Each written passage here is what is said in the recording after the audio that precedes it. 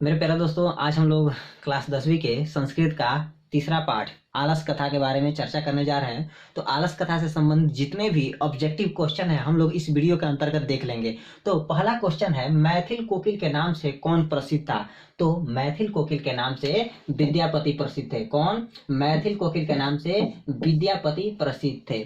प्रश्न संख्या 2 है, आलस कथा किस प्रकार की कथा है? प्रश्न संख्या 2 है, आलस कथा किस प्रकार की कथा है? तो आलस कथा व्यंग्यात्मक कथा है। कौन सी प्रकार की? तो व्यंग्यात्मक कथा है। ठीक। प्रश्न संख्या 3 है, आलस कथा पाठ के कवि कौन है?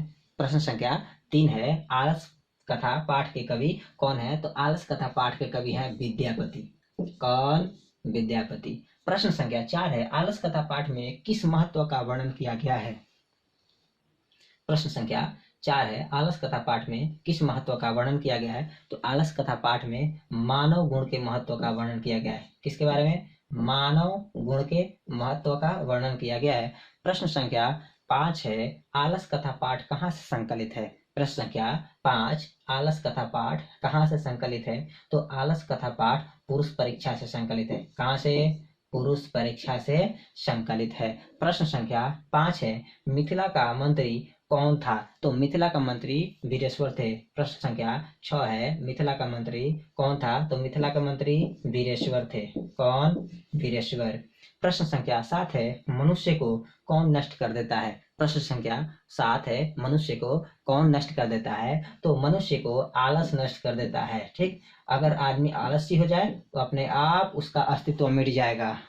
ठीक। प्रश्न संख्या 8 है, आलस कथा पाठ में लगी आग को देखकर कौन भाग गए? प्रश्न संख्या 8 है, आलस कथा पाठ में लगी आग को देखकर कौन भाग गए? तो आलस कथा में लगी आग को देखकर धूर्त लोग भाग गए। 9 2 11 हो गए। ठीक। एक मुहावरा याद कर लीजिए, 9 2 11 होना मतलब भाग निकलना। ठीक। तो प्रश्न संख्या 9 है, आलसी पुरुष कितने थे? आलस कथा पाठ में आलसी पुरुषों की संख्या कितनी थी? तो आलस कथा पाठ में आलसी पुरुषों की संख्या 4 थी।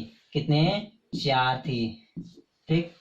प्रश्न संख्या 10 है, आलस कथा पाठ में किसके महत्व का वर्णन किया गया है? तो आलस कथा पाठ में मानव गुण के महत्व का वर्णन किया गया है। प्रश्न संख्या 10 है, आलस कथा पाठ में किसके महत्व का वर्णन किया गया है? तो आलस कथा पाठ में मानव गुण के महत्व का वर्णन किया गया है।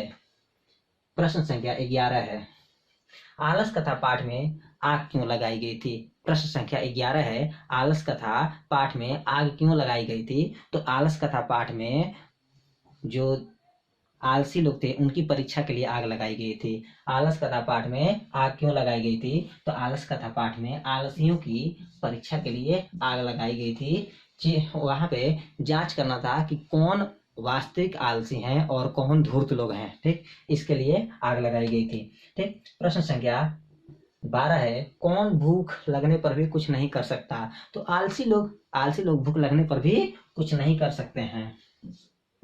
आलसी लोग भूख लगने पर भी कुछ नहीं कर सकते हैं। प्रश्न संख्या 13 है, गरीबों और अनाथों को प्रतिदिन भोजन कौन कराता था? तो गरीबों और अनाथों को प्रतिदिन भोजन मिथिला के मंत्री वीरेश्वर कराते थे। कौन? मिथिला के मंत्री वीरेश्वर। गरीबों और अनाथों को प्रतिदिन भोजन कौन कराता था? तो वीरेश्वर प्रतिदिन भोजन कराते थे। प्रश्न संख्या 14 है, करुणाइकों के बिना किसकी गति नहीं है? तो करुणाइकों के बिना आलसियों की गति नहीं है। किसकी?